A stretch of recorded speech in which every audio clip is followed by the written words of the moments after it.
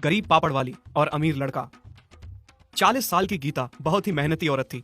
पति से तलाक के बाद 2 बच्चों का बहुत अच्छे से पालन पोषण कर रही थी। गीता पापड़ बेचने का काम करती थी।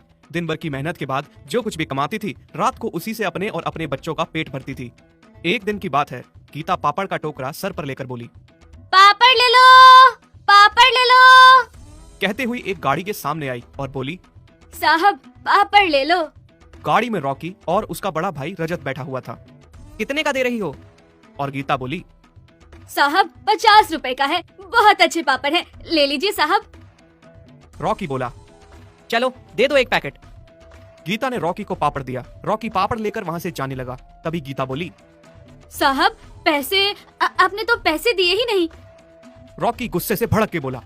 हाँ हाँ बोलो, कितने पैसे हुए तुम्हारे? गीता बोली, साहब 50 रुपए। रॉकी जानबूझकर 2000 का नोट निकालकर गीता को दे देता है। नोट देखकर गीता बोलती है, साहब इतना बड़ा नोट, मेरे पास इतने खुले पैसे नहीं हैं।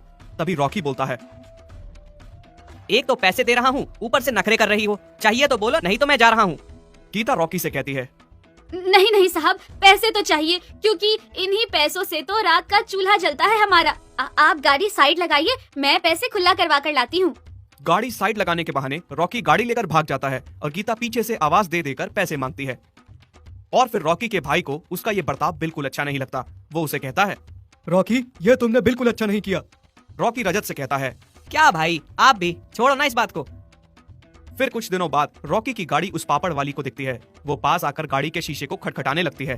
तभी रॉकी शीशा खोलता है और उस पे चिल्लाने लगता है, अरे ओए, हाथ कैसे लगाया तूने गाड़ी को? पता है कितना महंगा शीशा है?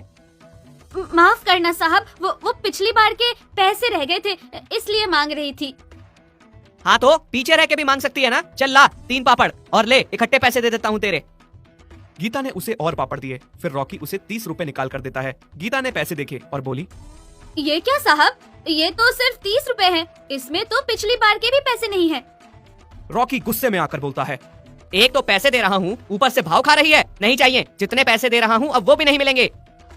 रॉकी उस पापड़ वाली को पैसे दिए बिना ही वहां से गाड़ी लेकर चला जाता है। गीता बेचारी चिल्लाती हुई, रोती हुई, साहब साहब करती हुई जमीन पर गिर जाती है। रॉकी के साथ बैठे हुए उसके भाई रजत को ये सब देखकर ठीक नहीं लग रहा था।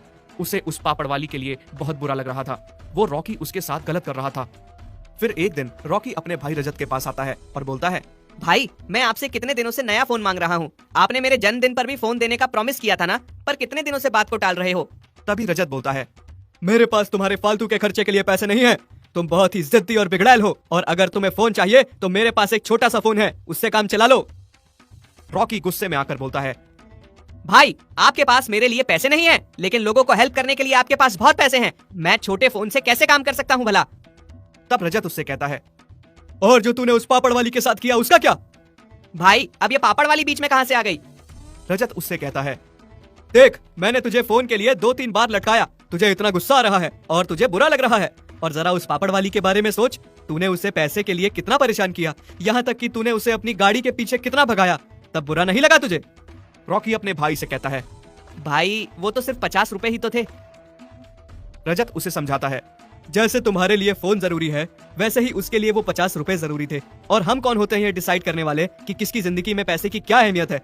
रॉकी को अपनी गलती का एहसास होता है और वो अपने भाई से कहता है, आप ठीक कह रहे हैं भाई, मुझसे बहुत बड़ी गलती हो गई है, अब मैं क्या करूं? रजत उसे कहता है कि गलती की है तो उसे सुधारो भी, और जाओ जाकर उससे माफी मांगो।